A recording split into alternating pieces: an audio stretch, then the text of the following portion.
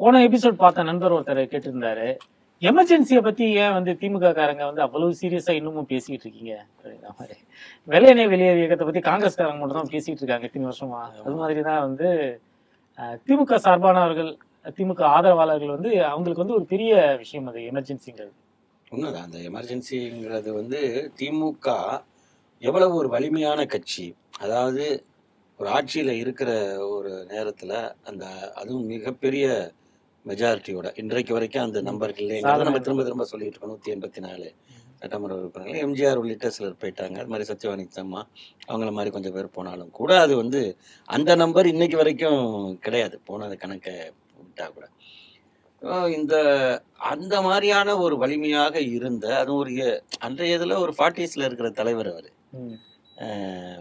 அப்படி 50 நெருங்குறாரு. அப்போ ஒரு நடுத்தர வயதே தொடரக்கூடிய ஒரு தலைவர் தலைமையில் இருக்கக்கூடிய அந்த கட்சி ஃபயராக இருந்த ஒரு நேரத்தில் ஆட்சி பறி போய் அடுத்த நாளே எல்லா நிலைமையும் மாறுது. எதுவும் இது பண்ண முடியாதுங்கிறாங்க, போட்டு மிதிக்கிறாங்க, ஜெயிலில் போட்டு எவனை பிடிச்சிட்டு போனானே தெரியலங்கிற நிலைமையெல்லாம் இருக்கு. அதை மீறி நின்றுச்சுல அந்த இயக்கம். நம்பவே முடியல. முன்னாடி நாள் அந்த போலீஸ்காரோட பாதுகாப்போட வந்த ஒரு எம்பி அடுத்த நாள் அதே போலீஸ்காரர் வந்து கழுத்தை பிடிச்சி இழுத்துட்டு போறாருங்கிறதெல்லாம் நம்ப முடியல. 2 உயிர்களை வேற சிறையில பலி கொடுத்த இயக்கம் அது. மதுரையில பாலகிருஷ்ணனையும் சென்னையில சிட்டுபாபியும் கொடுத்த ஒரு இயக்கம். அதனால இதை வந்து பேசத்தான் செய்வாங்க. இன்னொன்னு, அதுக்குதான் நம்ம 77 தேர்தலை சொன்னது. அப்படி ஒரு தியாகம், அப்படி ஒரு சிறை கொடுமை, அப்படி ஒரு ஆட்சி இழப்பு, இதெல்லாம் வந்து தேர்தலில் அவங்களுக்கு சாதகமா அமையல. இன்னும் சொல்ல போனா இனி நம்ம கொஞ்ச நாளைக்கு பேச போற தேர்தல்கள் கூட அப்படிதான் இருக்கும். அப்படிப்பட்ட ஒரு நேரத்துல அந்த எமர்ஜென்சியை எதிர்கொண்ட வலிமை தான் அந்த இயக்கத்தை தொடர்ச்சியாக அதை வந்து காப்பாற்றி வருது.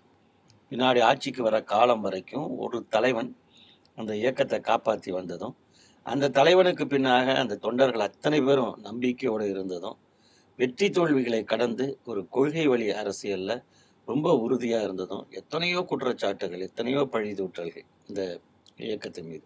இப்போ நம்ம இந்த 77 தேர்தலை எடுத்துக்கோமே, அதுல நம்ம பேசுன மாதிரி அதுல வந்து இந்த ஊழல் குற்றச்சாட்டுகள் இதெல்லாம் தான் திமுக மீது இவங்க வைக்கிறாங்க. அதுக்கு கலைஞரும் வந்து நிறைய பதில் கொடுக்கிறாரு காங்கிரஸ் மீதான. ஏன்னா நாடாளுமன்ற தேர்தலில் இந்திரா காங்கிரஸும் அதிமுகவும் கூட்டணி சேர்ந்து நிற்குது. சட்டமன்ற தேர்தலில் தனித்தனியாக நிற்கிறாங்க. இருந்தாலும் காங்கிரஸ் தரப்பிலான குற்றச்சாட்டுகள், அதிமுக தரப்பு குற்றச்சாட்டுகள், குறிப்பாக அந்த சர்க்காரியா கமிஷன் இன்னைக்கு வரைக்கும் சொல்லுவாங்க. அந்த சர்க்காரியா கமிஷன் அப்படின்னா எம்ஜிஆர் ஒரு ஊழல் புகார் பட்டியலை கம்யூனிஸ்டுகளுடன் சேர்ந்து போய் கவர்னர்கிட்ட கொடுக்குறாரு. ஒரு ஊர்வலம் நடத்தி சென்னையில் நடைபெற்ற அந்த ஊர்வலம்ங்கிறது அன்னைக்கு அதிமுகவுக்கு ஒரு மிகப்பெரிய அளவில் மைலேஜ் கொடுக்குது எம்ஜிஆர் இடத்துல. அது சொல்லுவாங்க, அண்ணா சாலையில் இருக்கக்கூடிய சில உயரமான கட்டடங்கள்ல திமுகவின் 2ஆம் கட்ட தலைவர்கள் சில பேர் நின்று அந்த ஊர்வலத்தை பாக்குறாங்களாம், பல்ஸ் பாக்குறாங்க எப்படி இருக்கு என்ன அப்படின்னு. அப்படி பார்த்த சில பேர் அதன் பிறகு எம்ஜிஆருடன் பயணித்த வரலாறும் இருக்கு. திரும்ப அவங்க கலைஞர்கிட்ட வந்த வரலாறும் இருக்கு. கலைஞர்கிட்ட திரும்பவும் நல்ல முறையில இருந்த வரலாறு. அதனாலதான் வந்து அவர் வந்து இது குற்ற பரம்பரை மாதிரி கையில ரெட்டலையா பச்சை குத்தி அனுப்புறாரு. ஆமா, எல்லாருக்கும் தான் அப்படின்னு குத்திக்கிறார். கட்சி மாற வந்து தடுக்கிறதுக்காக வேற வழி இல்லாம பச்சை குத்துறாரு. அப்படியான இதுல வந்து அந்த சர்க்காரியா கமிஷன்ல அது அடிப்படையில் அவர் கொடுத்த ஊழல் புகார் பட்டியல் அடிப்படையில சர்க்காரியா கமிஷன் நியமிக்கப்படுதுன்னா, அந்த கமிஷன்ல போய் இவங்க எம்ஜிஆர் என்ன பதில் சொன்னாரு, சாட்சியம் சொன்னாரு அப்படிங்கிறது எந்த ஆவணத்தையும் அவர் கொடுக்கல. நீங்க ஊழல் குற்றச்சாட்டு கொடுக்குறீங்க, அந்த ஊழலுக்கு என்ன ஆதாரம் இருக்கு, அதுக்கான டாக்குமெண்ட். இன்னைக்கு சவுசங்கர் பேசுற மாதிரி எனக்கு எம்ஜிஆர் பேசியிருக்காரு, அவ்வளவுதான். என்னையா இருக்கு அப்படின்னா, அது வந்து எனக்கு இவர் சொன்னாரு அவர் சொன்னாரு அப்படிங்கிற அளவு தான் இருந்துச்சு. திமுக சார்பில் கலைஞர் குடும்பத்து சார்பில் அதை முன்வைக்கிறாங்க. இவங்க சொல்ற மாதிரி அதுதான் விஞ்ஞான ஊழல் அப்படின்னு இவங்க விமர்சனம் பண்ணாங்க. அப்படிலாம் ஒரு வார்த்தையெல்லாம் அதில் இல்லை, கிடையாது, இல்லை, அந்த மாதிரிலாம் இல்லை. அது என்ன அப்படின்னா, அந்த நரேஷன் செட் பண்றதுல அன்னைக்குல இருந்து ஏடிஎம்கே வந்து ஸ்ட்ராங் தான் இல்லையா? ஒரு பொய்ய வந்து உண்மைங்கிற மாதிரி அது வந்து ஏடிஎம்கே ஸ்ட்ராங் அப்படிங்கிறத விட ஏடிஎம்கேக்கான ஊதுகுழல்கள் ஸ்ட்ராங். ஊடகங்கள் அதான் ஊதுகுழல்கள் நான் சொன்னேன். ஒரு அது ட்ரம்பெட் அப்படின்னு நம்ம சொல்றோம்ல, அதோட ஒரு விஷயத்த முழங்குறது, ட்ரம்பட் இப்படி ஊதுனா எப்படி இருக்கும் அது? அது ஒரு மனிதனுடைய சத்தத்தை விட ட்ரம்பட்டோட சத்தம் எவ்வளோ இதாக இருக்கும். அதுதான் அந்த இதுதான் நம்ம சொல்கிறது. அந்த ஊதுகுழலாக அவங்க வந்து அது வந்து அன்னைக்கு வந்து இந்த ஊடகங்கள் தான் அதை பண்ண முடியும். அது வந்து வெறும் அதிமுகவுக்கு ஆதரவுன்னு நீங்கள் நினச்சிடக்கூடாது. அது திமுக எதிர்ப்பு, திமுக கலைஞர் எதிர்ப்பு. கலைஞர் எதிர்ப்பு. அவங்களுக்கு தெரியும் வலிமையான ஆள் யாரு.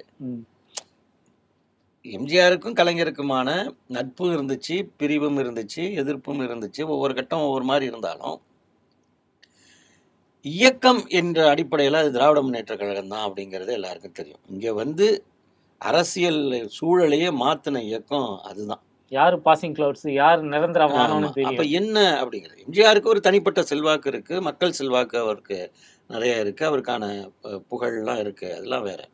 ஆனால் அமைப்பு அப்படின்னு பார்க்கும் பொழுது நீங்கள் வந்து இவர் ஏன் அதிமுகன்னு பேர் வச்சார்? திமுகவின் கொள்கைகளை அண்ணா வழியில் சொல்ல அவரை மாதிரி நாங்கள் சொல்ல போகிறது நீங்கள் அண்ணா வழியிலேருந்து தவறிட்டீங்க, நாங்கள் சொல்ல போகிற திமுக கொள்கையை நாங்கள் தான் சொல்ல போகிறோம். அப்போ என்ன கொள்கை அப்போ எங்கே இருக்குது? திமுக கிட்ட தான் இருக்குது. கலைஞர் அதை செய்யலைங்கிற குற்றச்சாட்டை இவர் அவர் தேர்தல் அரசியல் மற்ற சூழலுக்கு வைக்கிறாரே தவிர, அப்போ கொள்கை அடிப்படை வந்து இந்த 77லேயே நம்ம சொல்ல வந்த அந்த காலம் எப்படி இருக்குன்னா, மேலே ஜனதா ஆட்சி அதுதான் ஒரு 2 ஆண்டுகளில் கலைஞர். ஆனால் அப்போ பார்த்தீங்கன்னா அந்த ஜனதா கட்சியில் இருந்தவங்க வந்து எமர்ஜென்சி என்கின்ற ஒரு சர்வாதிகார தன்மையை, ஜனநாயகத்திற்கு விரோதமான ஒரு தன்மையை வந்து எதிர்த்து உறுதியாக இருக்கக்கூடிய தலைவர்களாக இருந்தாங்களே தவிர, அவங்க யாரும் முற்போக்கான தலைவர்கள் கிடையாது. பெரும்பாலானவர்கள் அதில் இருந்தவங்க சில சோஷலிஸ்ட் இருந்தாங்க. மொரார்ஜி தேசாய் உட்பட நீங்க சொல்றது மொரார்ஜி தேசாய் தான் பிரதமர். அவர் ஒரு இந்திரா காந்தி அம்மையாரிடம் அவருடைய ஆட்சி காலத்தில் இருந்த சில முற்போக்கான பார்வைகள் கூட இவங்கள்ட்ட கிடையாது. இவங்க உடச்சா பேசிடலாம், அது ஒன்றும் பிரச்சனை இல்லை. அவங்க எல்லாம் ஒரு குறிப்பிட்ட சமூகத்தை சேர்ந்தவர்கள், இல்லை குறிப்பிட்ட சமூகம்னு நான் சொல்ல வரல. அவங்களோட ஐடியாலஜியே அதுதான். அது வந்து இப்போ வாஜ்பாய் இருக்கார் ஜனதா, இல்லை ஜனதாங்கிற பேரில் ஜனசங்கமும் அதில் தான் இருக்கு. ராஜ்நாராயண் இருக்காரு, இந்திரா காந்தியை தோற்கடிச்ச ராஜ்நாராயணன் இருக்காரு. சரண் சிங் இருக்காரு. அவருக்கெல்லாம் வந்து தாம் பிரதமர் ஆகணுங்கிற தவிர வேற எதுவுமே அங்கே எந்த நோக்கமும் கிடையாது. அப்புறம் அவங்களுக்கு கொஞ்சம் அந்த பகுதியில் இருக்கக்கூடிய செல்வாக்கு இதை வச்சுக்கிட்டு சந்திரசேகர் ஒரு பக்கம், சுப்பிரமணிய சாமி அப்பயும் அந்த ஜனதாவில் இருக்கார், அப்பவே இருக்காரு. அப்பவே அவருடைய அந்த இதெல்லாம் இப்போ வரைக்கும் அந்த ஜனதா சுப்பிரமணிய சாமி கண்ட்ரோலா இருக்கு. சுப்பிரமணிய சாமியே பாரதிய ஜனதா போயிட்டாலும் கூட ஜனதான்னு ஒரு கட்சியை ஏறுழவனை ரொம்ப காலம் அவர் வச்சிருந்தாரு. அந்த ஏறுழவன் சின்னம், ஜனதாவோட சின்னம் ஏறுழவன். இது இந்திரா காங்கிரஸ்க்கு சின்னம் வந்து அப்போ வந்து இது இருந்துச்சு, பசுவும் கன்றும் இருந்துச்சு. அதாவது அப்போ ராஜீவ்காந்தி வந்து பைலட்டாக வெளிநாட்டில் இருக்கார். இங்கே சஞ்சய் காந்தி தான் அதில் கட்சி அரசியலை பார்த்துக்கிட்டு இருக்காரு.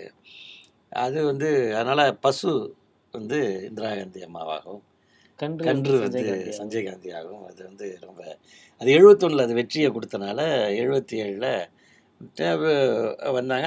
அதில் தோல்வி அடைஞ்ச பிறகு ஜனதாக்காரங்க என்ன பண்ணுறாங்கன்னா, இந்த ஹிந்தி திணிப்பு இதெல்லாம் அது வந்து நேரு காலத்துலேருந்தே ஒவ்வொரு முறை ஊடுருவுது, அப்புறம் எதிர்ப்பு வரும் நிற்கும். அப்படின்னாலும் இங்கே இருக்கிறவங்கலாம் அந்த ஒரு மைண்ட் செட்டில் இருக்காங்க. நம்ம இந்தியானா ஹிந்தி தானே பேசணும். அவங்க இந்திராவே இந்தியா, இந்தியாவே இந்திரானாங்கன்னா இவங்க இந்தியே இந்தியா, இந்தியாவே இந்தியா, இந்தி தான் அப்படிங்கிற மாதிரி இவங்க ஒரு இதில் போக, அந்த நேரத்தில் வந்து கலைஞர் அதையெல்லாம் எதிர்த்து இது பண்ணும் பொழுது அண்ணா சொன்ன மாதிரி எம்ஜிஆர் வந்து சட்டமன்றத்தில் ஒரு செய்தியை சொல்கிறார். இந்தி ஆதிக்க எதிர்ப்பில் அதிமுகவும் திமுகவும் இரட்டை குழல் துப்பாக்கிகளாக செயல்படும்னு சட்டமன்றத்தில் எம்ஜிஆர் சொல்லியிருக்கார். ஆனால் என்ன நிலைமைனா, அவர் இந்திரா காங்கிரஸோட இருந்து தான் நாடாளுமன்ற தேர்தலில் ஜெயிச்சாரு. ஆனால் மொரார்ஜி தேசாய் ஆட்சி வந்து தான் அவர் மொரார்ஜி தேசாய்க்கு ஆதரவாக போயிட்டார் இங்கே. சரி, அப்புறம் அந்த மொரார்ஜி தேசாய் ஆட்சி கவிழ்ந்து போயிடுது. இங்கே கலைஞர் என்ன பண்ணுறாருன்னா, அரசியலை தீவிரப்படும் எதிர்கட்சியாக அவருடைய அரசியல் இருக்குல்ல, ஒரு எதிர்கட்சி தலைவராக காங்கிரஸ் காலத்தில் இருந்தது வேற. இப்போ வந்து ஒரு ஆட்சியில் இருந்த பிறகு, ஒரு 9 ஆண்டு காலம் ஆட்சியில் இருந்த பிறகு, திரும்ப முதலமைச்சராக இருந்த பிறகு திரும்ப அவர் வந்து இந்த இடத்துக்கு வந்து இப்போ எதிர்கட்சியாக வந்து உட்கார்றதும், அவர் முன்வைக்கிற வாதங்களும் சட்டமன்றத்தில் ரொம்ப முக்கியமானதாக இருக்குது. அப்போ சட்ட மேலவை வேற உண்டு, அங்கேயும் திமுக ஆட்கள் இருக்காங்க. எல்லா பக்கமும் இவங்க பண்ணுறது சில விஷயங்களை முன்னெடுக்கிறது. இந்திரா காந்திக்கு ஒரு கருப்பு கொடி போராட்டம் நடக்குது.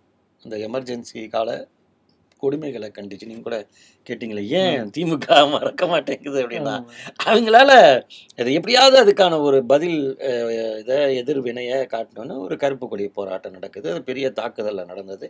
கலைஞர் உள்ளிட்டவர்கள் மீது அது கொலை முயற்சி வழக்கு போடப்பட்டு அது 10 ஆண்டு காலம் நடந்துச்சு அந்த கொலை முயற்சி வழக்கு. அப்புறமா தான் எல்லாரும் விடுவிக்கப்பட்டார்கள். இப்படியான கலைஞருடைய அரசியல் முன்னெடுப்புகள், விவசாயிகளுக்கான போராட்டம். இப்போ நாராயணசாமி நாயுடு அவர் தலைமையில் ஒரு விவசாயிகள் சங்கம் இருந்துச்சு. அவங்கள கோரிக்கைகளை எம்ஜிஆர் வந்து கையாண்ட முறைகள், அது எம்ஜிஆர் அரசு கையாண்ட முறைகள். அதோட இன்னொன்று முக்கியமாக அரசு ஊழியர்கள் போராட்டம் வந்து என்ஜிஜிஓ அப்படின்னு சொல்லுவாங்க, நான் கெசட்டட் கவர்மெண்ட் ஆஃபீஸர்ஸ் அப்படின்னு. அந்த அந்த அப்போ வந்து சிவ இளங்கோ அப்படின்னு ஒரு அதுக்கான தலைவர் ஒருத்தர் இருந்தார். அவங்க முன்னிலையில் அந்த போராட்டம் நடக்கும் பொழுது அது எம்ஜிஆர் அரசு வந்து பெருசாக, அது அதிமுகவே பொதுவாக அரசு ஊழியர்களை பெருசாக கண்டுக்காது. அது எப்படியோ போட்டும், அது மக்களுக்கு அதுக்கு சம்மந்தம் இல்லைங்கிற மாதிரி அவங்க பாலிசி அது. அப்போ வந்து இதெல்லாம் வந்து போராட்டங்கள்லாம் இருக்குது. இதில் வந்து கலைஞர் வந்து தன்னுடைய அரசியல் சாதுரியத்தை அதிலெல்லாம் காட்டுறாரு. இந்த நிலைமையில தான் மேலே வந்து ஆட்சி, ஜனதா ஆட்சி வந்து நிக்கல. அது வந்து மொரார்ஜி தேசாய் யாரு பிரதமருங்கிறது ஆரம்பத்துலேருந்தே சண்டை. அதில் மொரார்ஜி தேசாயை கொண்டு வராங்க. ஏன்னா அவரு அப்பவே காமராஜர்கிட்ட வருத்தப்பட்டவர். லால் பகதூர் சாஸ்திரி இறந்த பிறகு இந்திரா காந்தி அம்மையாரை அவர் காமராஜர் தான் முன்மொழிஞ்சு கொண்டு வராரு. அப்பவே வந்து என்னங்க பாவம் பண்ண உங்களுக்கு அப்படிங்கிற மாதிரி மொரார்ஜி தேசாய் கேட்டிருக்காரு. அப்போ அவர் நிதியமைச்சர் எடுத்தது, அந்த அவங்க பேர் இல்லை, அவருக்கு அந்த சீனியர் நமக்கு வேணும். அப்பவே 80 வயதை கடந்தவர் அவர் முதலமைச்சர் பிரதமர் ஆகும் பொழுது. அதன் பிறகு பார்த்தீங்கன்னா அது ஒரு 2 ஆண்டுகள் அந்த உள் பிரச்சனை. சரண் சிங்குக்கு ஒரு ஆசை இருக்கு, அது மாதிரி ஆகணும்னு. ஏகப்பட்ட பிரச்சனை. இதில் இந்த இவங்களெல்லாம் ஒருங்கிணைச்ச ஜெயபிரகாஷ் நாராயணன் வேற இறந்து போயிட்டார். அவர் மூத்த தலைவர். அவர் எனக்கு எந்த பதவியும் வேணாம் அப்படின்ட்டு அவர் தனியாக போயிட்டார். எனக்கு இந்த ஜனநாயகத்தை மீட்கணுங்கிறதானே தவிர எமர்ஜென்சிக்கு இதுலேருந்து மற்றபடி எனக்கு ஒன்றும் இல்லைன்ட்டு போயிட்டார். அப்புறம் அவரை உடல்நலம் முடியாமல் இருந்தப்போ ஹாஸ்பிட்டலில் அட்மிட் ஆகியிருந்த நேரத்தில் அவர் முதல்ல ஒரு தடவை அவர் தவறிட்டாருன்னு செய்தி வந்து பள்ளிக்கூடத்துக்குலாம் லீவ் விட்டாங்க. வீட்டுக்கு வந்துட்டோம். அப்புறமா 12:30 மணிக்கு சொல்கிறாங்க, இல்லை அவர் நல்லா இருக்கார் அப்படின்ட்டாங்க. அதுக்கப்புறம் உண்மையிலேயே ஒரு முறை அவர் இறந்து போயிட்டார். அதுக்கப்புறம் உறுதிப்படுத்திட்டு ஒரு 12 மணிக்கு மேலே திரும்ப லீவ் விட்டாங்க. அதனால் அவர் வந்து அவர் புண்ணியத்தில் ஒரு 2 நாள் மாணவர்களுக்கெல்லாம் லீவு கிடைச்சிது. அது அந்த காலத்தில் அதாவது ஒரு செய்தி கூட இன்னைக்கு வந்து ஒரு உறுதிப்படுத்துறதுக்குலாம் நிறைய தகவல் தொடர்பு சாதனம் இருக்குல்ல, அன்னைக்கு இவ்வளவுலாம் கிடையாது. ஒரு ரேடியோ தான் அன்னைக்கு இருக்கும், டிவி இருக்கும், பத்திரிகைகள். பத்திரிகைங்கிறது படிக்க தெரிஞ்சவங்களுக்கு உள்ளது. அதை வந்து எடுத்து சொல்லுவாங்க. ஒரு டீ கடையில் படிச்சுட்டு அதை படிச்சு எல்லாருக்கும் 4 பேர் சொல்றது, அதை படிக்கும் பொழுதே அதுலேருந்து இது வரும். ரேடியோ நியூஸ் அப்படின்னா ஒரு 10 நிமிஷம் அது சொல்றதை எல்லாருமே கேட்க முடியும். அதுக்கு படிப்பறிவு தேவையில்லை, நம்ம பட்டறிவு இருந்தால் போதும். அவங்க என்ன சொல்கிறாங்க அப்படின்னு கேட்க முடியும். அது அரசாங்கத்துக்கிட்ட தான் இருக்கும், டிவி அரசாங்கத்துக்கிட்ட தான் இருக்கும். அப்போ அதனால் வந்து அந்த செய்திகளை சொல்கிறதே உங்களுக்கு திமுகவுக்கு எதிரான பிரச்சாரமாக அது வந்து உண்டு. அதிமுக விரைவிலேயே ஆளுங்கட்சி ஆனனால அதுக்கு எல்லாமே கொஞ்சம் சப்போர்ட்டாகவே இருந்ததும் அதில் இருந்துச்சு. ஸோ இந்த மாதிரியான ஒரு சூழலில் மொரார்ஜி தேசாய் ஆட்சி கலைஞ்சு போயிடுது. உடனே சரண் சிங் வந்து பிரதமர் ஆயிடுறாரு. அப்போ தான் இப்போ மொரார்ஜி தேசாய்க்கு ஆதரவு கொடுத்துட்டு இருந்தா அதிமுக சரண் சிங்குக்கு ஆதரவு கொடுத்துச்சு. அதிமுக இப்போ எம்பி இருக்காங்க, ஏன்னா 77 தேர்தல் அவங்க தானே. அதிமுகவுக்கு ஒரே கொள்கை தான், யார் ஆட்சியில் இருந்தாலும் அவங்களுக்கு வந்து ஆதரவு. எம்ஜிஆருடைய காலத்து அதிமுக, ஜெயலலிதா வந்தப்ப கொஞ்சம் அவங்களோட சொந்த பிரச்சனையை வச்சுக்கிட்டு சண்டை போட்டுக்கிட்டு இருந்தாங்க. அதில் நரசிம்மராவ்கிட்டையாக இருக்கட்டும், வாஜ்பாய்கிட்டையாக இருக்கட்டும், அவங்க சொந்த பிரச்சனையில் கொஞ்சம் இது பண்ணிகிட்டு இருந்தாங்க. ஆனால் இவர் வந்து ஒரே லைன் எடுத்துட்டார். அதில் வந்து அதில் தான் அதிமுகவின் எம்பிக்களாக இருந்த சத்யவாணி தம்மையாரும் புதுச்சேரியிலேருந்து வெற்றி பெற்ற பாலா பழனூர் அப்படிங்கிறவங்களும் அமைச்சர்களாக போய் சேர்றாங்க. ஜனதா கட்சியில் சரண் சிங்குடைய அமைச்சர்கள். அதாவது மொரார்ஜி தேசாய் ஆட்சி கவிழ்ந்து சரண் சிங்குடைய இதில் வந்து வரும்பொழுது தமிழ்நாட்டிலிருந்து முதலா ஒன்றிய அமைச்சர்களானவர்களும் மாநில கட்சியிலேருந்து எம்பி ஆனவங்க அதிமுக தான். அந்த 2 பேர் தான். என்ன சிறப்புனா அவங்க பதவியேற்ற ஒரு வாரத்துக்குள்ள அந்த ஆட்சிக்கு வந்து போச்சு. வரிசையாக ஒவ்வொரு ஆதரவு கொடுக்குற கட்சியெல்லாம் அவங்க அமைச்சரவையில் சேர்த்துக்கிட்டு வராங்க. பட் மெஜாரிட்டி இல்லை. மெஜாரிட்டியை நிரூபிக்கணும். ஒரு குறிப்பிட்ட தேதி கொடுத்துருப்பாங்கல்ல, இதுக்குள்ளே நீங்கள் ப்ரூவ் பண்ணோன்னு குடியரசுத் தலைவர் உங்களுக்கு கொடுத்துருப்பார்ல.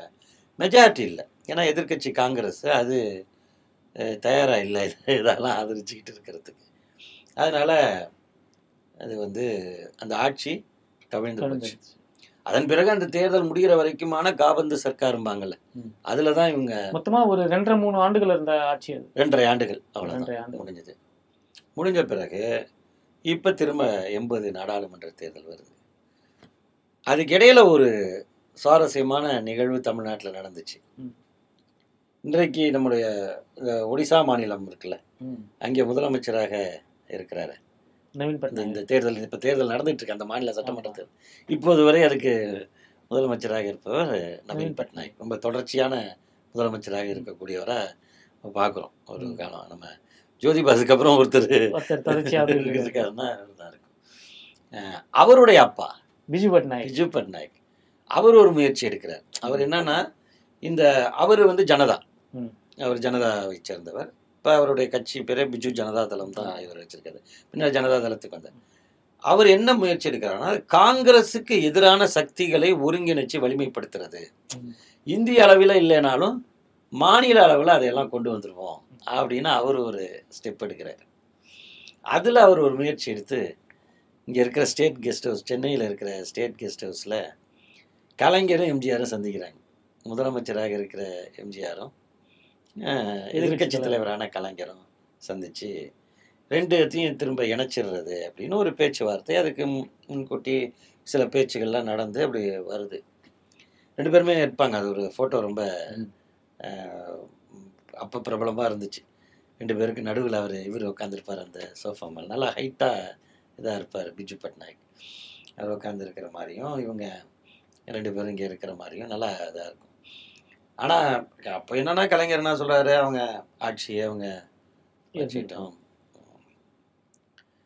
பேர், கட்சி பேர், கொடி, இதுல எல்லாம் வந்து அதை பற்றி என்ன அப்படிங்கிற முடிவுகள் பெரும்பாலும் வந்து அண்ணா உருவாக்கின விஷயங்களே வச்சுக்குவோம் அப்படிங்கிற மாதிரி கொள்கைகள் இந்த மாதிரி இருக்கிறதெல்லாம் பேசுகிறாங்க. ஓரளவு திமுக உள்ள வந்து அப்போ திமுகவுக்கு பதவி கொடுக்கறதா என்ன, திமுக ஆட்களுக்கு அப்படின்னு நல்லா பேசுகிறாங்க. ஆனால் அது முடிச்சுட்டு நல்லா சுமூகமாக பேச்சுவார்த்தை முடிஞ்சது. அதுக்கப்புறம் ஒரு மாலையில் அங்கேருந்து புறப்பட்டு இரவு எங்கேயோ பொதுக்கூட்டத்தில் போய் பேசின எம்ஜிஆர் பழையபடி அவர் திமுக எதிர்ப்பெல்லாம் பேச அது இதாகிடுச்சு.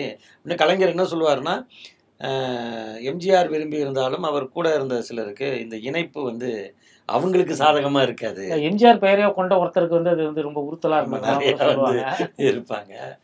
அதனால வந்து நிறையா அந்த மாதிரியான சில சிக்கல்கள்லாம் வந்து அது ஆட்டையை கலைச்சிட்டாங்க. பின்னால ஆரம் வீரப்பன் கூட சொல்லியிருக்காரு, நான் கூட வந்து அந்த முயற்சியை விரும்பாதவங்க வந்து பண்ணிட்டாங்க. சரி, இதெல்லாம் வந்து அரசியலில் நடக்கக்கூடியதான். ஆனால் இதுக்கு எதிர்பாராத இன்னொரு திருப்பம் என்ன நடந்துச்சுன்னா, அந்த 80 தேர்தல் நெருங்கினதும் திமுகவுக்கும் இந்திரா காங்கிரஸுக்கும் கூட்டணி அமைந்துவிட்டு. இது வந்து யாரும் எதிர்பார்க்கல. ஏன்னா 76 75 எமர்ஜென்சி வந்து 76 திமுகவினர் இவ்வளோ தூரம் இதான பிறகு நீங்கள் ஒரு 4 ஆண்டுகளில் மறுபடியும் அதே இந்திரா காங்கிரஸ் அந்த மறுபடியும் அந்த இந்திரா காங்கிரஸோட இணைந்து நீங்கள் ஓட்டு கேட்கணும் போகணுங்கிறத ஒரு பெரிய விமர்சனமாக அது வருது. ஆனால் கடற்கரையில் நடந்த பொதுக்கூட்டத்தில் இந்திரா காந்தி அம்மையார் வந்து வருத்தம் தெரிவிக்கிறாங்க. எமர்ஜென்சிக்கு வருத்தம் தெரிவிக்கிறாங்க. இந்தியாவிலேயே அவங்க முதல் தடவையாக வருத்தம் தெரிவிக்கிறது இங்கே தான் தெரிவிக்கிறாங்க. அவங்க என்ன சொல்கிறாங்க, நடந்த தவறுகள் வந்து அதுக்கு பொறுப்பேற்றுக்கிறதாகவும் இனி அந்த தப்பு நடக்காது, எனக்கு தெரியாமல் சிலர் வந்து இந்த சட்டத்தை கையாண்டிருந்தாலும் அதுக்கும் நான் தான் பொறுப்பாளி ஆகிறேன், அதனால் இன்னொரு முறை இது மாதிரி இருக்காது அப்படிங்கிறது நடந்ததுக்கு வருத்தம் தெரிவிச்சுக்கிறேன் அப்படின்னு அவங்க சொல்ல, திராவிட முன்னேற்ற கழகம் நடந்தவையாக இருக்கட்டும், இனி நடப்பவை நல்லவையாக இருக்கட்டும் அப்படிங்கிற அதனுடைய நடைமுறைப்படி இந்த கூட்டணி ஒரு அகில இந்திய அளவுல ஒரு இதை ஸ்லோகன் வைக்கிறார் கலைஞர், நிலையான ஆட்சி அப்படிங்கிற ஒரு வார்த்தை. நிலையான ஆட்சி, ஏன்னா அதை சொல்றாரு அந்த தேர்தல் அறிக்கையிலேயே, ஜனதாவினுடைய ஆட்சி எவ்வளவு மோசமா இருந்துச்சு, அந்த ஜனதா தலைமையிலான ஆட்சி வெளியுறவு கொள்கைகளில், விவசாயிகள் சார்ந்த கொள்கை, தொழில் வளர்ச்சியில் ஒரு ஒரு உறுதியான முடிவை எடுக்க முடியாத கட்சியாக இருந்துச்சு அப்படின்னு. ஒரு சில விஷயங்கள் நடந்தது. அப்போ வந்து இந்த ஜனதா சாப்பாடு அப்படின்னே ஒன்று போடுவாங்க. ஒரு ஹோட்டலில் வந்து ₹1 சாப்பாடு போடுறது அப்படின்னு சொல்லி. நந்தனத்துல இது வரைக்கும் இருந்துச்சு. இப்போ மெட்ரோ வேலைகளால் தான் இது பண்ணியிருக்காங்க ஜனதா ஹோட்டல். அந்த ஜனதா சாப்பாடு அப்படிங்கிறது ஒரு சில இது வந்து அதில் இருந்தாலும் பொதுவான அளவில் நாட்டின் அது ஒரு ஒரு முன்னேற்ற பாதையில் போகக்கூடிய உறுதியான தலைமை இல்லை, அதுக்கு ஒத்துழைப்பு இல்லை. அதுதான் அதோடைய மிகப்பெரிய பலவீனமாச்சு. எம்ஜிஆர் என்ன பண்ணுறாருன்னா, சரண் சிங் அமைச்சரவையில் இருந்த அந்த இது வந்து அது தனியாக போயிடுச்சு. அது லோக்தள் அப்படின்னு அது ஒரு கட்சியாக போயிடுச்சு. ஜனதா யார்கிட்ட அப்போ இருக்குன்னா ஜெகஜீவன் ராம், பாபு ஜெகஜீவன் ராம் அவர் தலைமையில் அந்த இருக்கு. அதோட இவர் கூட்டணி வச்சுக்கிறாரு. ஜனதா, இந்திய கம்யூனிஸ்ட்டு, மார்க்சிஸ்ட் கம்யூனிஸ்ட்டு. அப்போ குமரி அனந்தன் வந்து காக்காத்தேக் அவர் ஜனதாலேருந்து அவர் வெளியில் வந்துட்டார். காந்தி காமராஜ் தேசிய காங்கிரஸ் அது இருக்கு. அப்புறம் நெடுமாறன் அவர்கள் வந்து தமிழ்நாடு காமராஜ் காங்கிரஸ் அப்படின்னு அவர் ஒரு கட்சி. அவருக்கு என்னன்னா இந்த இந்திரா காங்கிரஸும் அதிமுகவும் வச்சுக்கிட்ட கூட்டணி அவருக்கு வந்து உடன்பாடு இல்லை. ஒட்டுமொத்தமா ஒரு 100 காங்கிரஸ் கட்சிகளாவது இருக்கும் போல இருக்கு நாட்டுல. அது வந்து வெங்கையா நாயுடு நல்லா சொல்லுவாரு. குடியரசு துணைத் தலைவரா இருந்தார்ல, அந்த காங்கிரஸ் ஐ அப்படின்னு தானே வச்சிருக்காங்க. அது அப்ப வந்து Indira Congress I, Congress I, Congress U, Congress V, Congress S, Congress no. இப்போ காங்கிரஸ் எஸ் கேரளால உண்டு. அதை சொல்லுவாரு, காங்கிரஸ் எஸ், காங்கிரஸ் நோ இப்படிங்கிற மாதிரி அவர் வந்து அந்த ஒவ்வொன்றா சொல்றது வந்து ஒரு ரசனையா இருக்கும். எல்லாருமே அந்த காங்கிரஸ்ங்கிற பேர் அன்னைக்கு வந்து காந்தி, காமராஜர் தலைவர்கள் அந்தந்த ஊருக்கு தலைவர்னா அந்த மூவர்ண கொடியும் இதுவும் வந்து ஒரு அடையாளமாக இருந்த காலம். அதனாலதான் ஒரு காந்தி காமராஜ் தேசிய காங்கிரஸ் வச்சு அது காக்கா தேக்கா அப்படின்னு அதுக்கான பேர் வந்துச்சு. இப்படி பல இது இருக்குது. அப்போ அவங்கெல்லாம் ஒரு கூட்டணியாக நிற்கிறாங்க. நாடாளுமன்ற தேர்தல் நடைபெறுது. கலைஞர் அப்போ தான் வந்து அந்த உறவுக்கு கை கொடுப்போம், உரிமைக்கு குரல் கொடுப்போம் அப்படிங்கிறத முன்வைக்கிறாரு. நிலையான ஆட்சி தருகன்னு அவர் சாதாரணமாக சொல்லலை. நிலையான ஆட்சி அப்படின்னா நேருவின் மகளே வருக, நேருவின் மகளே வருக, நிலையான ஆட்சி தருக அப்படின்னு அந்த பிரச்சார ஜீப்பில் கலைஞரும் இந்திரா காந்தியும் நிற்கிற அந்த ஃபோட்டோ வந்து ஒரு பெரிய இதாக இருக்கும். இப்போ இந்த தேர்தலில் தான் காங்கிரஸுக்கு வந்து கை சின்னம் வருது. அந்த பழைய பசுவுங்கன்று போயிட்டா தான் படுதோல்வி அடைஞ்சனால அது வேணாம் அப்படின்ட்டு கை சின்னத்தை அவங்க தேர்ந்தெடுக்கிறாங்க. 80 நாடாளுமன்ற தேர்தலில் தான் காங்கிரஸ் கட்சிக்கு முதலாக கை சின்னம் வருது. இதுக்கு இடையிலேயே ஏதாவது ஒரு இடைத்தேர்தலில் அவங்க நின்று ஜெயிச்சிடணும்னு முயற்சி பண்ணாங்க, ரேபரேலியில் தோற்று போனனால. அதுக்கப்புறம் வந்து அவங்க வந்து தஞ்சாவூரில் ஒரு இடைத்தேர்தல் வந்துச்சு. அதில் வந்து அவங்க போட்டி போட விரும்பினாங்க அதிமுக ஆதரவோட. இந்திரா காந்தி அம்மா, எம்ஜிஆருக்கு ஒரு தயக்கம் இருந்தது. ஏன்னா மேலே மொரார்ஜி தேசாய் வந்து பிரதமர் வந்து இவங்க திரும்பவும் இந்திரா காந்தி அம்மா பார்லிமெண்ட்டுக்குள்ளே வர்றது விரும்பலை. இன்னொன்று கைது பண்ணிட்டாங்க அவங்கள. இந்திரா காந்தி அம்மாவை கைது பண்ணதுங்கிறது நீங்கள் எப்படி ஜெயலலிதாவை கைது பண்ணதும் ஒரு தோக்கடிச்சிட்டாங்க ஜெயலலிதாவை மக்கள். அதுக்கப்புறம் ஒரு பெர்செப்ஷன் கிரியேட் ஆகும். அவர் கைது பண்ணார்கள் பெண் அப்படிங்கிற முறையில். அதே மாதிரி அவங்களையும் ஒரு ஊழல் குற்றச்சாட்டில் தான் அவங்களை கைது பண்ணுறாங்க. இவரை கைது பண்ணுறாங்க, சஞ்சய் காந்தி கைது பண்ணுறாங்க. இதெல்லாம் நடக்குது. அப்போ அந்த மாதிரியான ஒரு சூழலில் வந்து அந்த தேர்தலில் வந்து திமுக வந்து இந்திரா காந்தி நின்னா எதிர்த்து போட்டிக்கிடுதுன்னா அப்போ இருந்துச்சு அந்த இடைத்தேர்தலை. 80க்கு முன்னாடி, கூட்டணி உருவாகிறதுக்கு முன்னாடி இடைத்தேர்தலில் கலைஞரே நிற்கலாம் அப்படிங்கிற மாதிரியான ஒரு எதிர்பார்ப்புலாம் இருந்துச்சு. கடைசியாக அவங்க இப்போ இந்திரா காந்தி அம்மா இங்கே வரல, அவங்க சிக்மகளூர் போயிட்டாங்க, பெங்களூர் பக்கத்தில். ஆமாம், அங்கே சிக்மகளூர் போயிட்டாங்க. அங்கேருந்து அவங்க இதாக வந்தாங்க. அங்கே வீரேந்திரா பாட்டீல் தான் எதிர்த்து நின்னாருன்னு நினைக்கிறேன், காங்கிரஸ் ஸ்தாபன காங்கிரஸ் எடுத்தார். அப்போ பார்த்தீங்கன்னா உங்களுக்கு இந்த தேர்தலில் ஆனால் தஞ்சாவூரில் என்ன நடந்துச்சுன்னா, காங்கிரஸ் வேட்பாளரை போட்ட சிங்கார வடிவேல் தான் ஜெயிச்சார். அன்பில் தர்மலிங்கம் திமுக வேட்பாளர், அவர் வெற்றி பெறல. காங்கிரஸ் வந்து அதிமுக கூட்டணியில் ஜெயிச்சுது. ஆனாலும் எம்ஜிஆருக்கு ஒரு தயக்கம்லாம் இருந்துச்சு. ஆனால் கலைஞர் வந்து ஆதரித்தாலும் எதிர்த்தாலும் இரண்டிலும் உறுதியாக இருக்கக்கூடியவர்னு இந்திரா காந்தி சொன்னது மாதிரியே இந்த தேர்தல் நேருவின் மகளை வருக நிலையான ஆட்சி தருக அப்படின்ட்டார். சொன்னதும் அது பாட்டுக்கு இருக்கு. ஆட்டோமேட்டிக்காகவே இந்தியா முழுக்கவே ஒரு ஆட்சி மாற்றத்துக்கான மனநிலை அப்படிங்கிறனால அந்த தேர்தலில் அந்த நாடாளுமன்ற தேர்தல் முடிவு வரும்போது இந்திரா காந்தி வந்து அறுதி பெரும்பான்மையோட 300-350 சீட்டுக்கு மேலே அவங்க மிகப்பெரிய ஒரு பெரிய வெற்றியை அவங்க பெறுறாங்க. தமிழ்நாட்டில் நம்ம தமிழ்நாட்டு அரசியலை பார்க்கும் பொழுது அந்த நாடாளுமன்ற தேர்தலில் புதுச்சேரி உள்ளிட்ட 40 தொகுதிகளில் 38 இடங்களை திமுக காங்கிரஸ் கூட்டணி வெற்றி பெறுது. ஆளுங்கட்சியாக இருந்த அதிமுக கோபிசெட்டிப்பாளையம் சிவகாசி இந்த 2 தொகுதியில் தான் அது வெற்றி பெறுது. இன்னைக்கு அந்த 2 தொகுதியுமே பேர் கூட இல்லை நாடாளுமன்றத்தில். வந்து இன்னைக்கு அந்த 2 தொகுதியுமே வேற பேராக போச்சு. ஒன்று விருதுநகர் ஆயிடுச்சு, ஒன்று ஈரோடு ஆயிடுச்சு. எனவே அந்த 2 இடம் தான். இதுதான் இரட்டை இலையை உதயசூரியன் தோற்கடித்த முதல் களம். அது முதல் தேர்தல் களம். அப்போ எம்ஜிஆருக்கு பெரிய ஷாக் தான் இந்த இதில். இதை தொடர்ந்து நடந்த ஒரு முக்கியமான விஷயத்தை நம்ம பார்க்கணும். இந்திரா காந்தி பிரதமர் ஆயிடுறாங்க. திமுக சார்பில் வட சென்னையில் வெற்றி பெற்ற எம்பி லட்சுமணன் அவர் வந்து துணை சபாநாயகர் ஆயிடுறாரு. ஆட்சியிலலாம் பங்கு கிடையாது. ஏன்னா காங்கிரஸ் வந்து தனி மெஜாரிட்டியோட இருக்குது. தோழமை கட்சிங்கிற முறையில் அதுக்கு துணை சபாநாயகர் தம்பிதுரைக்கெல்லாம் கொடுத்தாங்களே, அந்த மாதிரியான ஒரு வாய்ப்பு தானே தவிர வேற ஒன்றும் பெருசாக இல்லை. அப்போல்லாம் அப்படி தான் இருந்துச்சு. எம்ஜிஆர் இதாகிறாரு. இந்த சூழலில் இந்திரா காந்தி என்ன பண்ணுறாங்கன்னா, எந்தெந்த மாநிலங்களில் ஆட்சியில் இருக்கிற கட்சி நாடாளுமன்ற தேர்தலில் வெற்றி பெறலையோ அந்த மாநிலங்களில் உள்ள ஆட்சியெல்லாம் கலைக்கப்படுது. 356 பிரிவுகள். இதுக்கு என்ன காரணம் அப்படின்னா, ஜனதா ஆட்சிக்கு வந்துச்சு பாருங்க, அப்பவும் இதே வேலை நடந்துச்சு. அவங்க என்ன பண்ணாங்க, காங்கிரஸ் ஆட்சியில் இருந்த மாநிலங்கள் இருக்குல்ல, அங்கே நாடாளுமன்ற தேர்தலில் தோல்வி அடைந்த மாநிலங்கள் எல்லாம் அவங்க கலைச்சாங்க. ஏன்னா மக்கள் தீர்ப்பு உங்களுக்கு எதிராக இருக்கு, சட்டமன்றம் வேற இது வேற அப்படிங்கிறது தான் நம்ம இன்னைக்கும் சொல்றது. இதுக்கான மக்கள் ஒன்றும் அப்படி அவங்களுக்கு தெரிஞ்சுதான் போடுறாங்க. சில நேரங்களில் ரெண்டையும் ஒன்றா நடத்தும் பொழுது இந்த பிரச்சனைகள் வரும், அதை நம்ம பேசலாம்.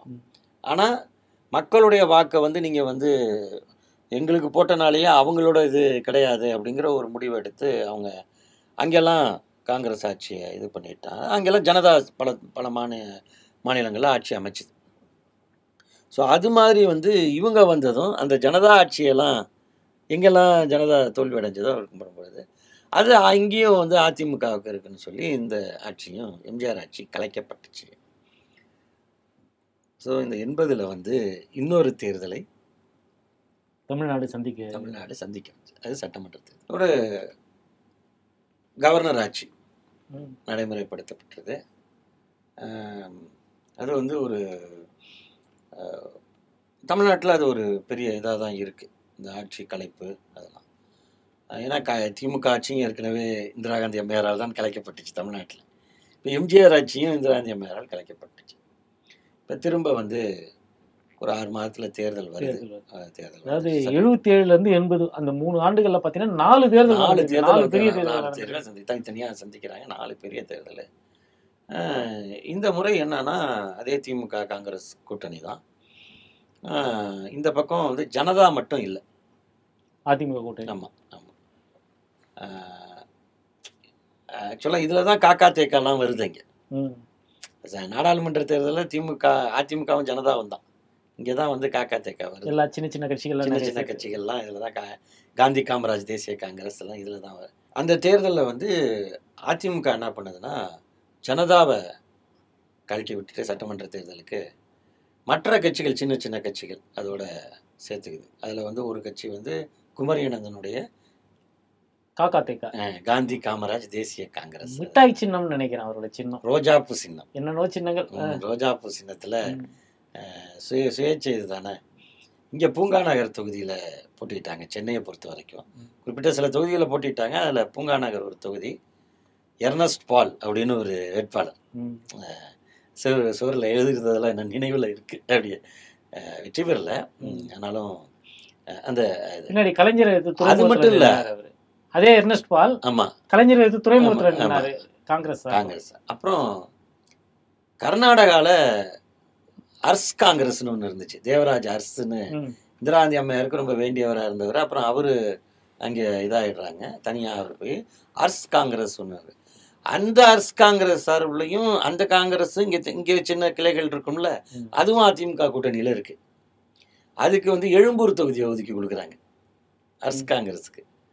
இப்படி வந்து சின்ன சின்ன கட்சிகளை வந்து எம்ஜிஆர் சேர்த்து வச்சுக்கிட்டு இருக்காரு. சென்னையில ஜெயிக்க மாட்டேன்னதுமே காங்கிரஸோட இந்த பிரிவுகளுக்கெல்லாம் பிரிச்சு கொடுத்துடுறாரு. அது மட்டுமல்ல, 77 தேர்தலையும் அது ஒன்று நடந்துச்சு தமிழ்நாட்டில். அது அவங்க தனி பெரும்பான்மையுடன் அதிமுக ஆட்சி அமைத்த போதும் சென்னையில் இருந்த 14 தொகுதிகளில், அப்போ அன்னைக்கு இருந்த 14 தொகுதிகளில் 13 தொகுதிகளில் திராவிட முன்னேற்ற கழகம் தான் வெற்றி பெற்றுச்சு. ஆர்கே நகர் தொகுதி, ராதாகிருஷ்ணன் நகர் தொகுதியில் மட்டும் ஐசரி வேலன் அதிமுக வேட்பாளராக போட்டியிட்ட எம்ஜிஆர் படங்களில் காமெடி நடிகராக நடிக்கக்கூடிய அந்த ஐசரி வேலனை வந்து அவர் மட்டும் ஜெயிச்சு வர்றார். அதனால சென்னை மீது ஒரு கவனம் அதிமுகவுக்கு வருது. திமுகவுக்கு இது ஒரு கோட்டை. என்னவா இருந்தாலும் கோட்டை இருக்கிற இடம் எங்கள் கோட்டை தான், கோட்டைக்குள்ளே நீ போகலாம், ஆனால் கோட்டை இருக்கிற இடம் எங்கள் கோட்டை தான் அப்படிங்கிற மாதிரி அவங்க ஒரு இதோட இருக்காங்க. ஓரளவு அரசியல் தெளிவுள்ள மக்கள், இன்னைக்கு மாதிரி கிடையாதுல்ல, பாமரர்கள் நிறைந்த. அப்ப அரசியல் தெளிவுள்ள மக்கள் இருக்கக்கூடிய இடங்கள்ல நாங்க ஜெயிக்கிறோம். இவர் அருப்புக்கோட்டை போறாரு. ஆமா, இவர் பரங்கிமலை வந்து அப்ப இதாக ஆலந்தூர் ஆயிடுது, அவர் அருப்புக்கோட்டைக்கு போயிடுறாரு. இவரோட இருந்த நாஞ்சில் மன்னவரம் பாளையங்கோட்டையில நிற்கிறார். அப்போ வந்து இந்த 80 தேர்தலை பொறுத்த வரைக்கும் திமுக வந்து கொஞ்சம் கவனம் செலுத்தி, திமுகவும் காங்கிரஸும் நிற்கிது, பழைய கூட்டணியோட நிற்கிது. அதிமுகவை பொறுத்த வரைக்கும் சென்னையிலையும் கொஞ்சம் கவனம் செலுத்துகிறாங்க, 1-2 தொகுதிகளில் நாம் வெற்றி பெறணும் அப்படின்னு. அந்த சூழலில் வந்து 1000 விளக்கில் கே கிருஷ்ணசாமி போட்டிடுறார். அவர் வந்து மதியழகனுடைய தம்பி. அவர் பக்கம் உடுமலைப்பேட்டை பக்கம் தான் அவர் தொகுதி. அவர் இந்த முறை வந்து இங்கே நிற்கணும், அவர் வீடு இங்கே தான் இருக்குங்கிறனால அவர் அமைச்சராக இருந்தவர், அவர் போட்டி போடுறார். ஆமாம், அமைச்சராக இருந்த நிதியமைச்சராக அப்போ இருந்தவர் நாஞ்சில் மனோகரன் அதிமுக ஆட்சியில். அவர் ஆட்சி கலைக்கப்பட்ட பிறகு அவர் திரும்ப திமுகவுக்கு வந்துடுறார். அவர் மயிலாப்பூரில் திமுக வேட்பாளராக அவர் போட்டி போடுறார். திமுகவில் இருந்து வெளியேறிய அன்றைக்கு சென்னையில் ஒரு முக்கிய தலைகர்த்தராக இருந்த டி.கே. கபாலி, அவர் அதிமுகவில் போய் சேர்ந்து அவர் மயிலாப்பூரில் நாஞ்சில் மனோகரனை எடுத்து நிற்கிறார். இங்கேருந்து வந்தவர் அங்கேருந்து வந்தவர், இப்படி மாறி மாறி 2 பேரும். இப்படியான தேர்தல் களம் வந்து உங்களுக்கு இருக்குது. தேர்தல் முடிவுகள் வருது. அதாவது டிஎம்கே என்ன வைக்கிதுன்னா, நம்ம வந்து விவசாயிகள் பிரச்சனையை அட்ரஸ் பண்ணுவோம், விவசாயிகளுக்கு தேவையானதை கொடுப்போம், அவங்களுக்கான நாராயணசாமி நாயுடு 9 அம்ச கோரிக்கைகளை வச்சுருக்காரு, அதில் உள்ளதை இது பண்ணுவோம். குறிப்பாக இந்த கடன் ஜப்தி இதெல்லாம் ரொம்ப அதிகமாக இருந்த நேரம். கடன் வாங்கிடுவாங்க விவசாயிகள், அதை கட்ட முடியலைங்கிறனால ஜப்தி நடவடிக்கைகள் இருக்கும். ஸோ அதுதான் வந்து நம்ம கூட்டுறவு கடன் ரத்துங்கிற பின்னாடியெல்லாம் வருது. அது முதல்ல அந்த ஜப்தி நடவடிக்கையை இது பண்ணணும். நீ வந்து வட்டி கட்டலைனாலும் விட்டு கொடு, அப்புறம் பார்த்துக்கலாம். இதெல்லாம் வந்து கோரிக்கைகள். மாடெல்லாம் கட்டிட்டு போயிடுவாங்க. ஆமாம், எல்லாத்தையும் போனால் டிராக்டர் தூக்கிட்டு போயிடுவாங்க, எல்லாம் நடக்கும். என்ன இருக்கோ அதை கொண்டு போயிடுவாங்க. விவசாயிட்ட உள்ள உடைமைகள், அடமானம் வச்ச நகைகள் ஏலத்தில் போயிடும். அந்த சின்ன சின்ன மூக்குத்தி தோடு ஏதோ வச்சுருப்பாங்க, கழுத்தில் இருந்து தாலி சரடு எல்லாம் போயிடும் அது. ஸோ விவசாயிகளுக்கான ஒரு பாதுகாப்பு வேணும். தொழில் வளர்ச்சி 2.5 ஆண்டுகளில் ஒன்றுமே பெருசாக இல்லை எம்ஜிஆர் ஆட்சியில், அதை மேலே கொண்டு வரணும். அது மாதிரி வந்து சொல்லி அப்போவே இந்த தமிழ் பல்கலைக்கழகம் அப்படிங்கிற ஒரு திமுக கனவு, ஆமாம், அது வந்து அதை அறிவிக்கிறாங்க. ஸோ இதெல்லாம் இந்த மாதிரியான இதெல்லாம் அந்த திமுக தேர்தல் அறிக்கையில் இடம்பெற்றிருக்கு. பிற்காலத்தில் அவங்க என்னெல்லாம் செஞ்சாங்களோ அதை வந்து அந்த காலத்திலேயே இல்லை, தமிழ் பல்கலைக்கழகத்தை எம்ஜிஆர் தான் உருவாக்குறாரு. அது அது என்ன அப்படின்னா அந்த இதை முன்வைக்கிறாங்க. அது என்னன்னா, இதுதான் திரும்ப சொல்கிறேன், திமுக எதை முன்வைக்குதோ அதை அதிமுகவால் மறுக்க முடியாது. சமூக நீதியாக இருந்தாலும் சரி, சமூக நல திட்டங்களாக இருந்தாலும், மொழி உரிமை சார்ந்ததாக இருந்தாலும். அப்போ இந்த இடத்துக்கு வந்து தேர்தல் அறிக்கை முன்வைத்து இதெல்லாம் தான் அவங்க மெயினாக தொழில், விவசாயம், உள்கட்டமைப்பு, மின்சார உற்பத்தியே இல்லாமல் போச்சு, மின்சாரம், அதுக்கப்புறம் வந்து போக்குவரத்து கழகம். ஓரளவு கலைஞர் உருவாக்கின போக்குவரத்து கழகம் அதிமுக அதுலேயும் மேம்பட்டு தான் வந்தது. மருத்துவ கட்டமைப்பை இன்னும் கொண்டு வரணும் அப்படிங்கிறத சொல்கிறாங்க. மருத்துவ கட்டமைப்பும் ஓரளவு பரவாயில்ல, ஆனால் இன்னும் மேம்படுத்தணும் அப்படிங்கிறாங்க. இப்படியாக சொல்லி தமிழ் மொழிக்கான ஒரு முன்னெடுப்பு சொன்னதோட, எந்த திமுக மேலே ஊழல் குற்றச்சாட்டு வச்சு அதிமுக ஆட்சிக்கு வந்ததோ அந்த அதிமுக ஆட்சியின் ஊழல்களை எல்லாம் அவங்க அம்பலப்படுத்துகிறாங்க. பல்கேரியா நாட்டிலேருந்து ஒரு கப்பல் வாங்குறதுல நடந்த பேரங்கள், மற்ற திட்டங்கள், இது மாதிரி இருக்கு. ராபின் மீன் வழக்குன்னு சொல்லுவாங்க, அது பின்னாடி கொஞ்சம் ஆமாம். இது வந்து இந்த மாதிரியான இதெல்லாம் அவங்க எடுத்து, எரிசாராய கடத்தல், இப்படி நிறைய இருக்குது அந்த பீரியடில் வந்து. அதையெல்லாம் வந்து இவங்க வந்து முன்வைச்சு திமுக பிரச்சாரம் பண்ணது. ஆனால் தேர்தல் முடிவை பொறுத்த வரைக்கும் 1980 சட்டமன்ற தேர்தல் என்பது இந்திரா காந்தி அம்மையார் 9 மாநிலங்களில் ஆட்சியை கலைத்தார். அதில் 8 மாநிலங்களில் காங்கிரஸ் வெற்றி பெற்றது. தமிழ்நாட்டில் அண்ணா திராவிட முன்னேற்ற கழகம் மீண்டும் ஆட்சி அமைச்சது. எம்ஜிஆர் மீண்டும் இந்த சின்ன சின்ன கட்சிகளை எல்லாம் வச்சுட்டு பல தொகுதிகளில் வந்து ஒரு மார்ஜின் வந்து அந்த மாதிரி ஒரு கட்டத்தில் அவங்க வந்து வந்துட்டாங்க. முக்கியமாக என்ன, நம்ம அந்த தேர்தலை பொறுத்த வரைக்கும் சட்டமன்ற தேர்தலை தமிழ்நாட்டு மக்கள் வேறு கோணத்தில் பார்த்தார்கள் என்பது ஒன்று. இந்த ஆட்சி கலைப்பை அவங்க வந்து ரசிக்கல. அது திரும்ப ஓட்டு போட்டுட்டே இருக்கும். 4வது தேர்தல் இது என்னப்பா இது அப்படிங்கிறது ஒன்று. இன்னொன்று வந்து திமுக அந்த தேர்தல் களத்தில் திமுகவுக்கும் காங்கிரஸுக்குமான தொகுதி உடன்பாடு இருக்குல்ல, இந்த 234 தொகுதியை பிரித்து கொண்டது வந்து கிட்டத்தட்ட சமமாக பிரித்து கொண்டார். முஸ்லீம் லீக் மாதிரி கட்சிக்கு 1-2 கொடுத்துட்டு பிரித்து கொண்டது வந்து சமமாக பிரித்து கொண்டார். அது வந்து யார் மெஜாரிட்டி, யாருக்கு இது வந்து தமிழ்நாட்டில் கொஞ்சம் மெஜாரிட்டிக்கு 117 இடம் வேணும், 5 இடம் கம்மியாக தான் திமுக நிற்கிது. அப்போ வந்து இது என்ன அப்படிங்கும்போது இந்திரா காந்தி அம்மையார் என்ன சொல்கிறாங்கன்னா, கருணாநிதி தான் முதலமைச்சர் அப்படிங்கிறார். கலைஞர் கருணாநிதி தான் முதலமைச்சராக இருப்பார், இந்த கூட்டணி வெற்றி விட்டால் கலைஞர் கருணாநிதி முதலமைச்சராக இருப்பாருங்க. பட்டு கலைஞர் தானே முதலமைச்சராக இருப்பாருன்னு சொல்லி அவர் போட்டிட்டு அண்ணா நகர்லேயே காங்கிரஸ்காரங்க, அன்றைக்கு இருந்த இந்திரா காங்கிரஸ் நிர்வாகிகள் ஒரு சுணக்கம் காட்ட அவரே அங்கே வந்து ஒரு 600-700 ஓட்டுகளில் தான் வெற்றி பெற்றார். HV கண்டே வைத்து கலைஞர் வாக்களிக்கக்கூடிய தொகுதியான 1000 விளக்கு தொகுதியில் அதிமுகவின் KA கிருஷ்ணசாமி திமுகவின் பொருளாளர் சாதிக் பாட்சாவை வைத்து வெற்றி பெற்றார். அந்த மயிலாப்பூரில் நாஞ்சில் மனோகரனுக்கு வெற்றி வாய்ப்பு இல்லை. TK கபாலி அவர் அதிமுகவில் போட்டிட்ட TK கபாலி வெற்றி பெற்றார். இப்படியான சின்ன சின்ன மாற்றங்கள், சின்ன சின்ன இதில் வந்து அதிமுக மீண்டும் பெரும்பான்மையோட ஆட்சி அமைச்சிருது. இப்போ சட்டமன்ற தேர்தல், நாடாளுமன்ற தேர்தலுக்கும் சட்டமன்ற தேர்தலுக்கும் இடையிலான ஒரு 6 மாதத்தில் ஒரு அரசியல் கூட்டணிக்குள் என்னென்ன மாதிரியான நிலைமைகள் இருக்குது, எப்படி செயல்படுகிறார். இன்னும் சொல்ல போனால் காங்கிரஸ் கட்சியிலிருந்து R வெங்கட்ராமன் போன்றவர்களுக்கு இந்த திமுக கூட்டணிங்கிறது ஒரு கசகதா செய்யும். ஏன்னா இத்தனைக்கும் 80 வந்து நாடாளுமன்ற தேர்தலில் தென் சென்னையில் முரசொலி மாறன் போட்டி விட வேண்டிய ஒரு சூழலில் அந்த தொகுதியை R வெங்கட்ராமனுக்கு கொடுத்து அவரை அனுப்பி அங்கே இராணுவ மந்திரி, ஆமாம், பாதுகாப்பு அமைச்சராக ஆக்கியாச்சு. ஆனாலும் அவர் பாதுகாப்பாக இருந்தாலும் திமுகவுக்கான வாய்ப்பை கொடுத்துடக்கூடாது. பரம்பரையாக ஒரு எரிச்சல் இருக்குதானே செய்யும். அதெல்லாம் அவங்க மாதிரி ஆட்கள்லாம் அதில் கொஞ்சம் ஒரு சைடு வேற ஒரு ரூட் எடுக்கிறாங்க. எல்லாமே கலைஞர் அதை ஃபீல் பண்ணுறார். ஸோ இந்த மாதிரியான ஒரு எதிர்பாராத ஒரு முடிவு அந்த இடத்துல, அந்த தேர்தல் முடிவு தான். அது 77 சட்டமன்றம் வந்து தமிழ்நாடு என்ன எதிர்பார்த்ததோ,